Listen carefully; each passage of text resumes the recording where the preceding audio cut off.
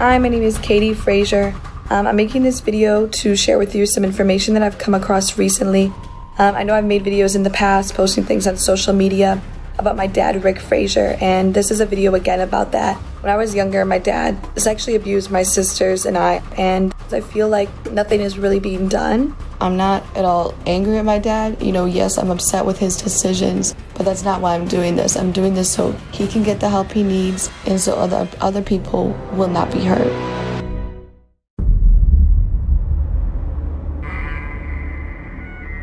Even back a few years ago, he admits to vandalizing this African-American pastor's church.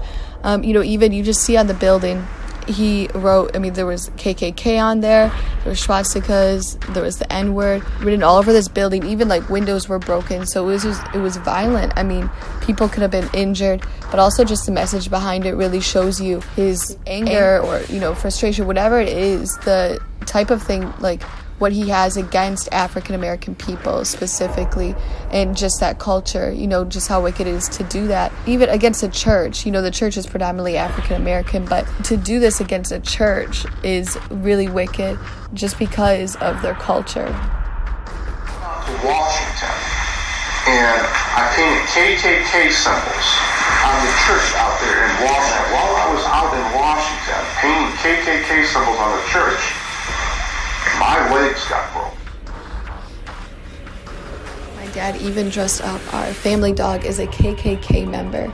It just shows you that, his racism and how he feels about the African-American culture. The reason I'm bringing up the racism in this is because, my mom, she supports this pastor. And when she made a donation a few years back, I remember my dad saying, I cannot believe she gave that money to a black minister. For some reason, for him, race was involved. And this is just another one of the crimes that he is committing because he needs to be stopped. After I had first come out and called him a racist, he actually became a member of the NAACP just to kind of show that he wasn't a racist.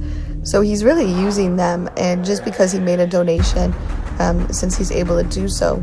So he's only doing this in order to try to look as if he's in good standing with them. All the crimes he's done, people need to see that he's a true racist. When you're supporting lies that he is promoting, you are helping a racist, because my dad, even all the crimes he's done predominantly have been against the black culture and African-American people, except for the crimes, how he abused me and my siblings. He abused these underprivileged kids in Detroit at a camp, and most of the kids there were predominantly African-American. My dad has been stealing money from charities. So in this one recording, my dad said that he raised $500 million, or $500 million for charity. I have raised $500 million for charity. $500 million for charity. My question is, where did the $500 million go? Because even according to his 990, the tax exempt form for the IRS, it did not go into the charity. So, my dad hasn't been charged yet for any of these crimes. But that's just because he's been paying all these people off. A news station in Kansas City, Missouri actually already investigated my dad and the questionable use of his charity finances and spending back in 2014. One of the specialists there even said that she would call it a scam. He brings in so much money, but such a little percentage of it goes to the actual charities that they claim to be helping. And so they already investigated him for this and put this out on the news and the internet, but he still hasn't formally been charged for any of these crimes. What if you gave $100 to a veterans charity, only to learn that just a small fraction of what you gave ever went to help anyone in need? CAR is helpingvets.org, a car donation charity that, as the name says, helps veterans. This charity spends the vast majority of what it takes in, on average 83%, on running the charity, not on veterans in need. I would call it a scam, even though it's a perfectly legal operation. Sandra Minuti with Charity Navigator says that's way too much. Good charities usually spend no more than 30% on operations. The worst year for this car donation charity was 2012, when tax records show it raked in $4.6 million and gave only 3%. Or $182,000 to the groups it says it's helping. In 2011, the Better Business Bureau of St. Louis issued a warning, saying, among other things, that the man in charge, Rick Frazier, used to run the car donation program for the Purple Heart Foundation. They sued him for deception and destroying incriminating documents that they said proved he was cheating them out of money. We found Charity Funding, the company paid to run the charity's day-to-day operations. The man in charge is Rick Frazier, the same guy the Better Business Bureau warned you about. Can you turn that off? Rick Frazier's brother Steve stopped us short. Is it a legitimate charity? It is, but... Then, why wouldn't you want to answer these questions? No answers here, so we paid a visit to Rick Frazier's home. The charity business seems to be treating him well. Even just with my mom in my dad's divorce case, the way I saw my mom treated by the judge, I knew that she had to be being paid off by my dad. And, later on now my dad has admitted to paying off the judge. I paid the judge. I paid the attorney. The amount of money that when I was growing up, that he would tell my siblings and I that he had, because he would even just mention things like, from the charities that he would bring in, $500 million that he's brought in with charities. And he's saying, look, if I only take 10% of that, that's, $50 million.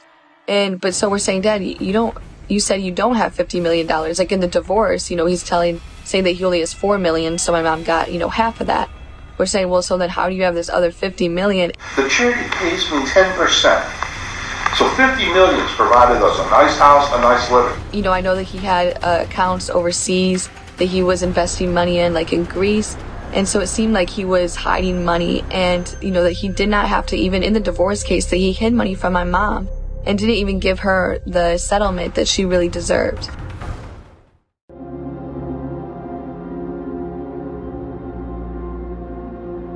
Just something that happened, and this gets really graphic and it can be disturbing to listen to, but when I was just about 4 years old is the first time I really remember this happening. But I remember my dad and even his friend Paris, who lived with us for a couple years at the time, and they both came into my room. I remember it was late at night. I remember everything about this room now just because of this memory of what happened. And I remember that first they came in and gave me like Benadryl. They gave me medicine. And so it made me like really sleepy. I just remember they gave me medicine, and then I just felt weird after that. But then a little bit later they came in and they both laid in the bed with me. And that this happened when I was just 3-4 years old. And so this was not like a one-time thing. Like, this continually happened. And my dad, he would always, I remember we moved houses and I got a new room. I even was in a room with my sister. And so I didn't think that my dad would still continue to come and lay in the bed and inappropriately touch me and all that, but it didn't stop.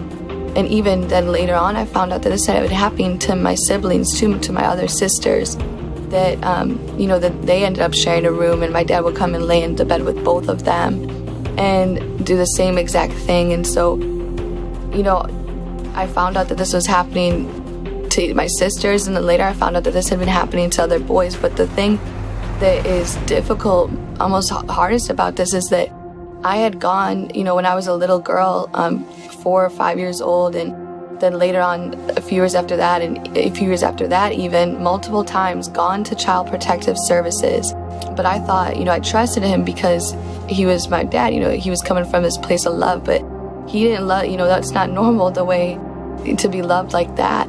And so then I see that I've gone to Child Protective Services, but nothing was done, and this was all swept under the rug from, my testimony, from my sister's testimonies. And now later on I find out, it makes sense because my dad admits to paying them off. Yeah, but here's how I got away with it. I paid everybody.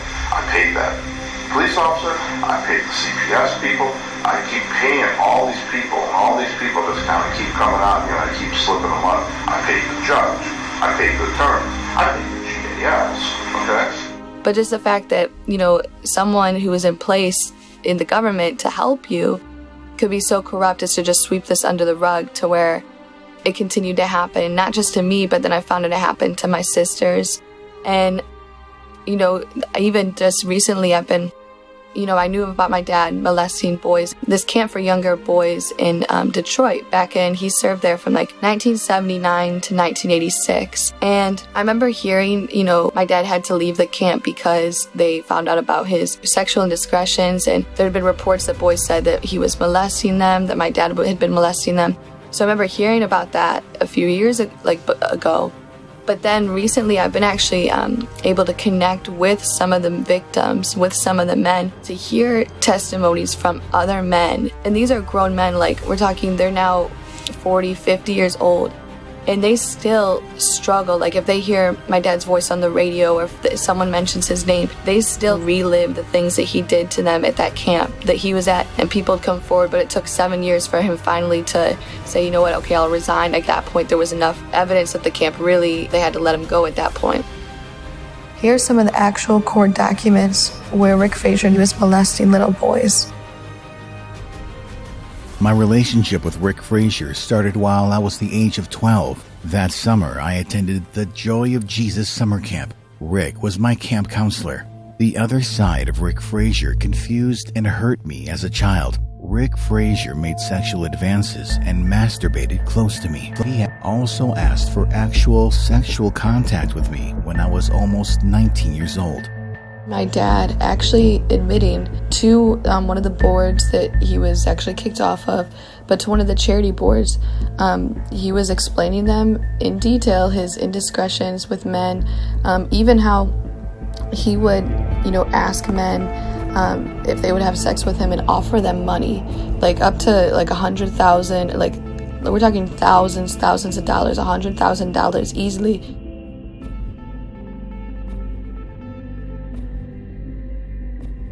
According to my friend, Mr. Frazier demanded that he have sex with him on the office table.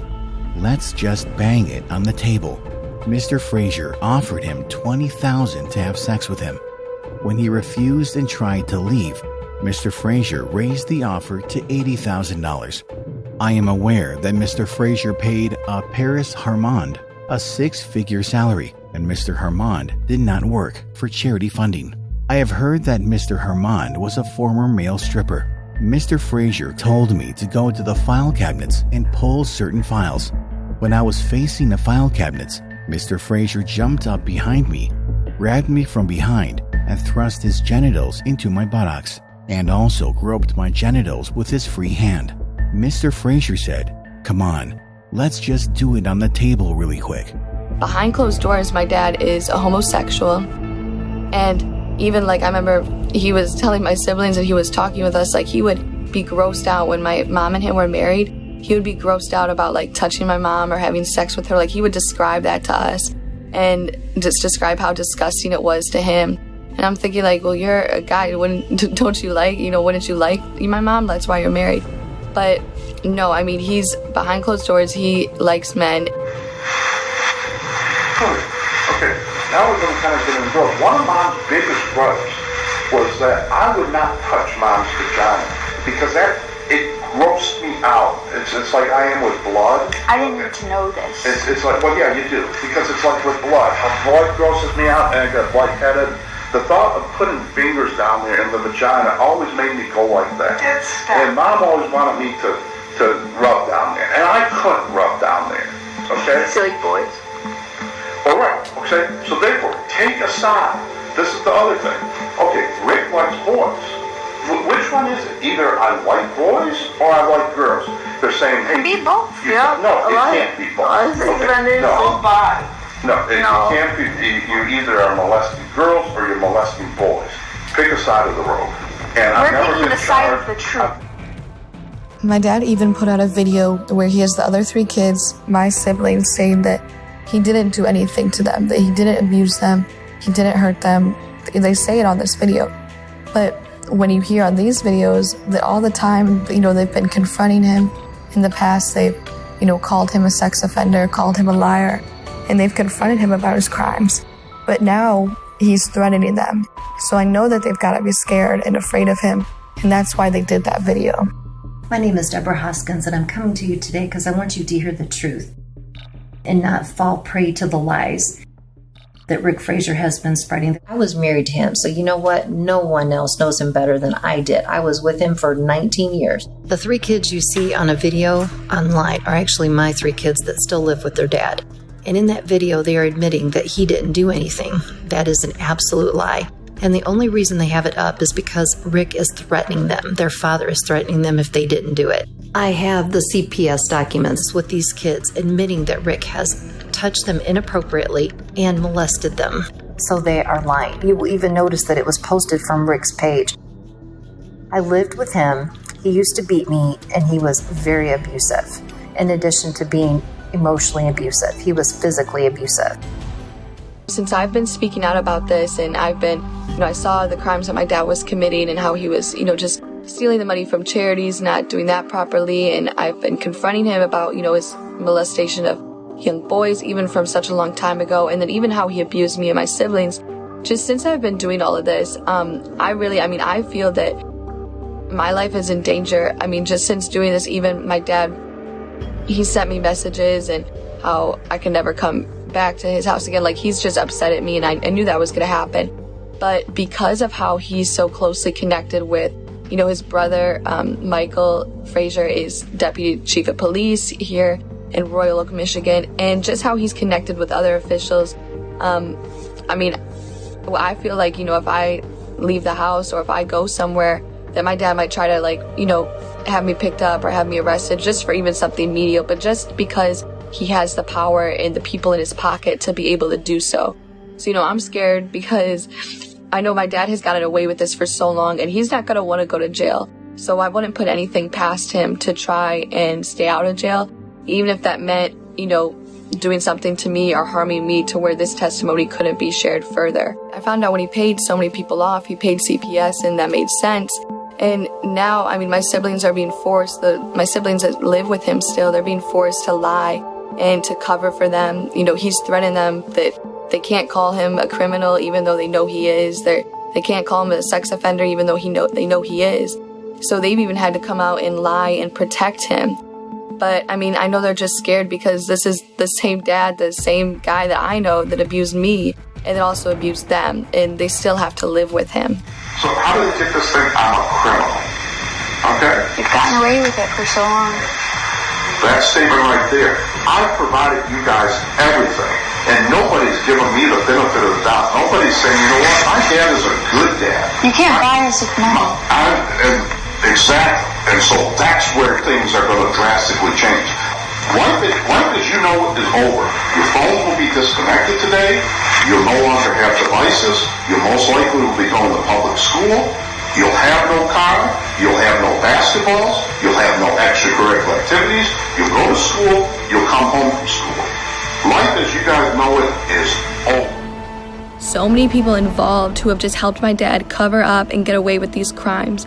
And so now I have proof of this, how he's been working. Even, his brother, I was scared before because his brother is the deputy chief of police in one of the cities here in Detroit. And so it's just so many people that I couldn't even go to that, you should be able to go to law officers and people of the government, but I couldn't because they were all in his pocket. And that's one thing, my dad, if there's a way, if he can buy someone off, he will do it. And so many people let him, they'll take his money just to let him go off and turn their cheek to look away from the crimes he's doing. But I'm not going to do that. I'm not going to be bought off.